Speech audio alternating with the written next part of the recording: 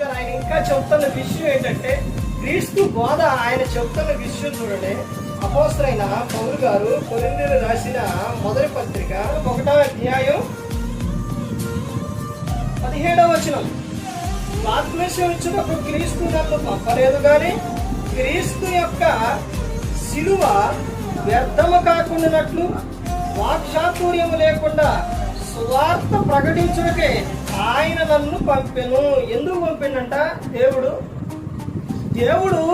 అపోస్తలుడైన పౌలు గారిని ఎందుకు పంపించిండు అంటే, ఇక్కడ బాప్తిస్మం ఇచ్చినప్పుడు క్రీస్తు నన్ను పంపలేదు గాని క్రీస్తు యొక్క శిలువ వ్యర్థము కాకుండానట్లు వాక్చాతుర్యము లేకుండా సువార్త ప్రకటించడానికి ఆయన నన్ను పంపెను. ఈ రోజున మైకు ప్రసంగం వేసు పెట్టి గట్టిగా పెట్టి అందులోని మాట్లాడితే ఆ వాయిస్ లో బేస్ వస్తే